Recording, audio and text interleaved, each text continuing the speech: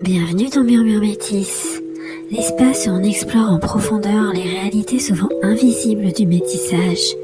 Aujourd'hui, je voudrais vous parler d'un sujet délicat, mais tellement présent dans nos vies, le déni, et plus particulièrement ce qu'il signifie et ce qu'il provoque. Parce que pour nous, les femmes métisses, ce déni est souvent encore plus lourd parce qu'il touche directement au rapport au corps, aux cheveux, à la féminité et à la place qu'on se sent autorisé à occuper dans le monde.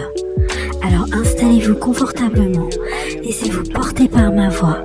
Et si ce contenu vous touche, n'oubliez pas de vous abonner, liker et partager pour que ces murmures trouvent d'autres oreilles. Donc on va commencer par définir ce qu'est le déni.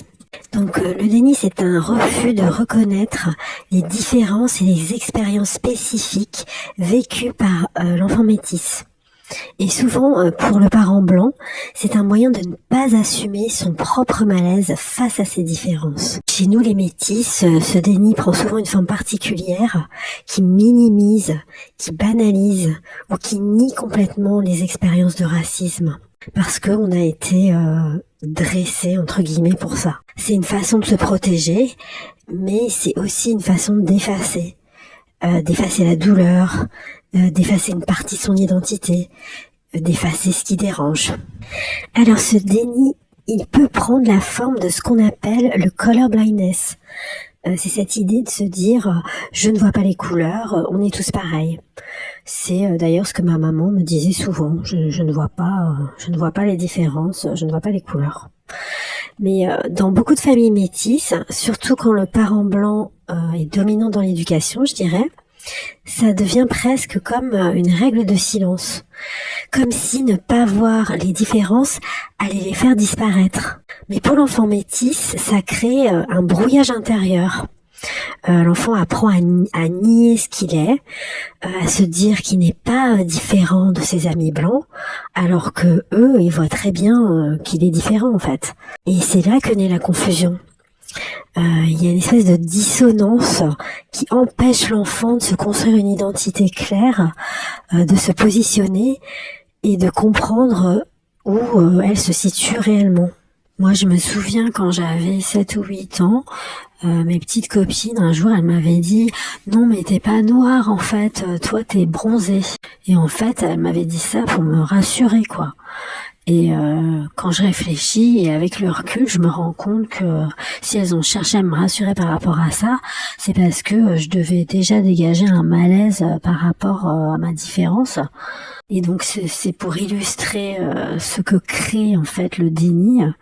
Au lieu d'apprendre à accueillir ma différence, à en être fière, en fait j'étais plutôt plongée dans une espèce de confusion où ma différence devenait quelque chose qu'il fallait atténuer et rendre plus acceptable. Quand le parent blanc choisit de ne pas voir les différences, c'est comme si en fait il les considérait comme un problème.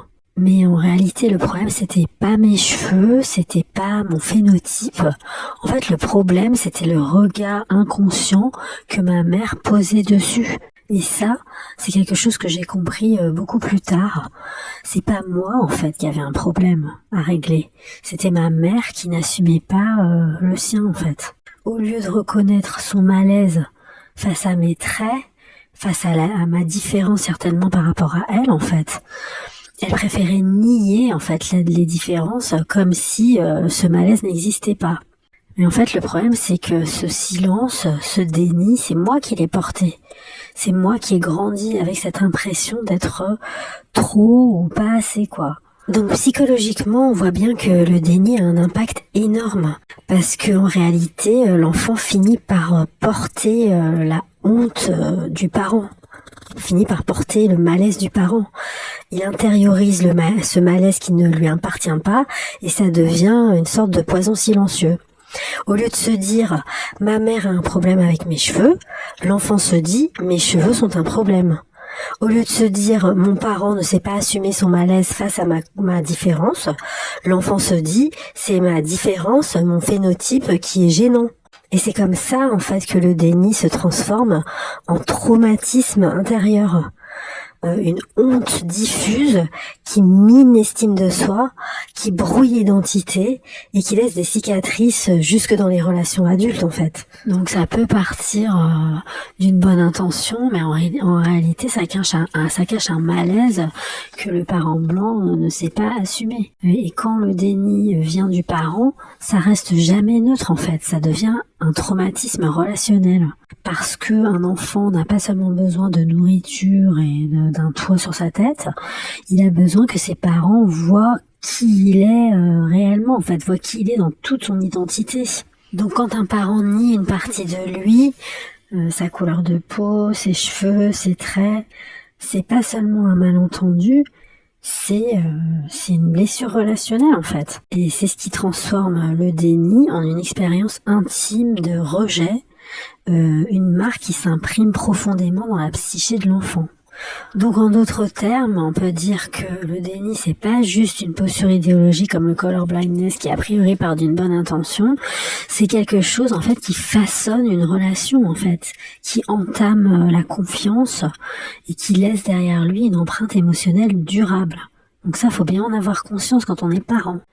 Le traumatisme relationnel, ça vient pas d'un événement brutal et unique, comme n'importe quel trauma, mais ça vient de ce qui se joue dans la durée, dans les relations avec les personnes proches en fait. C'est des blessures qui s'installent quand une personne qu'on aime et dont on attend de la sécurité devient une source de douleur ou de rejet. Donc quand un parent ou un proche nie une partie d'identité de l'enfant, critique ses traits ou refuse de reconnaître les expériences de racisme qu'ils peuvent vivre, c'est un traumatisme relationnel en fait. Et comme ces blessures viennent de ceux qui sont censés nous aimer et nous protéger, elles s'impriment profondément dans la psyché en fait. Et même parfois plus que les agressions venues de l'extérieur. Par exemple, moi, quand j'étais petite, je voyais bien que mes cheveux, pour ma mère, c'était un problème en fait. Elle savait pas s'en occuper. Et elle a pas fait plus d'efforts que ça pour chercher à savoir s'en occuper. Et comme j'avais une grande sœur, elle s'est tournée vers ma grande sœur pour qu'elle s'en occupe. Et donc, j'ai fini par me défriser. Ensuite, j'ai découvert les tresses, les tissages. Donc j'ai essayé plein de trucs en fait. Et finalement, j'ai complètement assumé mes cheveux et je suis carrément passée au lox en fait. Mais quand j'ai fait ça, ça a été mal reçu par ma famille en fait, notamment mon père qui était limite choqué quoi. Enfin mon père et ma mère en fait. Et ma mère elle aimait pas et elle comprenait pas pourquoi et en fait elle cherchait pas à comprendre en fait le symbole de cette coiffure qui pour moi à l'époque comptait beaucoup.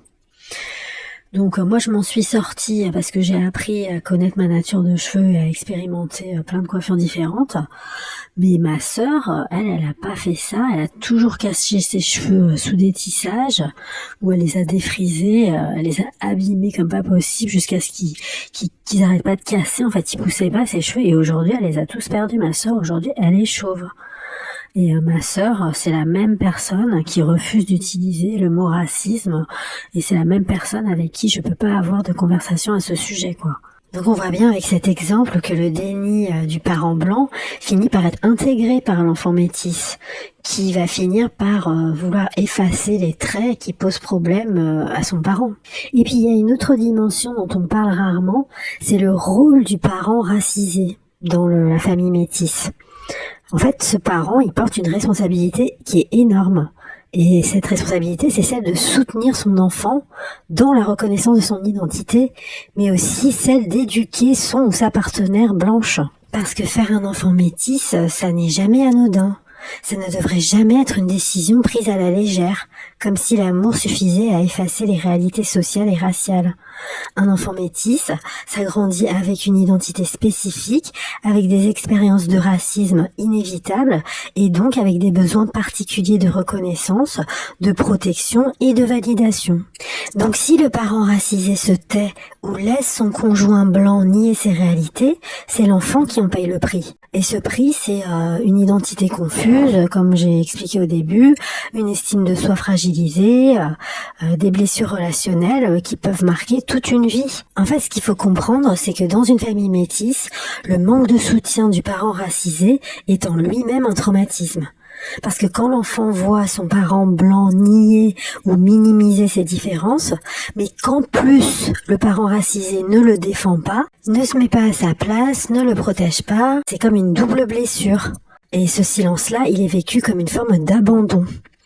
L'enfant intériorise l'idée qu'il doit se débrouiller seul face au racisme, même au sein de son propre foyer. Et ça laisse une marque profonde.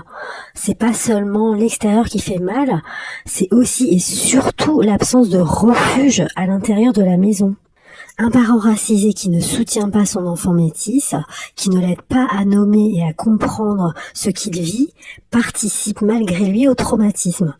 Parce qu'un enfant métis a besoin de sentir que sa différence n'est pas un problème, mais une réalité qu'on peut porter avec dignité et fierté même. Et ce manque de soutien dans l'enfance, il a un impact même dans la vie d'adulte. Par exemple, moi, dans mes relations avec mon compagnon, j'attends instinctivement de lui une forme de protection, de reconnaissance, de sécurité, parce que quand j'étais enfant, ça m'a manqué. Et c'est pour cette raison que le choix du compagnon est primordial. Parce que quand on porte des traumatismes relationnels, il faut bien comprendre qu'ils ne peuvent se guérir qu'à travers les relations. Lorsque les besoins de soutien, de sécurité, etc. ne sont pas assouvis, c'est notre enfant intérieur qui va ressentir à nouveau cette confusion, ce sentiment de ne pas être pleinement accueilli. Et c'est ça, en fait, la force du trauma relationnel. Ça fait écho dans le présent, ça colore nos attentes et nos blessures, même quand on croit avoir tourné la page. Donc, en résumé, le déni racial et le manque de soutien dans l'enfance ne sont pas de simples maladresses. Ce sont des blessures profondes qui façonnent la confiance, l'identité et les relations futures. Mais on peut quand même dire qu'il y a quand même des pistes pour se libérer de ça, et notamment le fait de s'exprimer en fait. Nommer et reconnaître le trauma, c'est essentiel. Accepter que ce que tu as vécu a eu un impact réel. Voilà, ça c'est la première des pistes. Ensuite, l'autre piste, c'est réussir à se reconstruire dans des relations sécurisantes. Donc, comme je viens de le dire, c'est super important le choix des personnes que tu fréquentes, que ce soit ton compagnon ou tes amis. Donc voilà, s'entourer de personnes qui voient et valident qui tu es. Et prendre soin de soi, voilà. Apprendre à célébrer son identité, ses traits, ses différences. Voilà, sans honte en fait. Simplement assumer qui on est, en trouvant des personnes qui nous ressemblent belles, en trouvant des modèles en fait à qui on peut s'identifier et qu'on trouve belles. Si cette vidéo t'a parlé, alors abonne-toi, like et partage pour soutenir cette plateforme Murmure Métis et permettre à ces murmures de continuer à se faire entendre. Et n'oublie pas, tu n'es pas une moitié de ceci ou une moitié de cela. Tu es les deux et tu n'as rien à prouver, même si on te fait croire le contraire. Ton identité n'est pas un problème à résoudre. Elle est une richesse à honorer et à protéger. Alors à très vite dans Murmure Métis.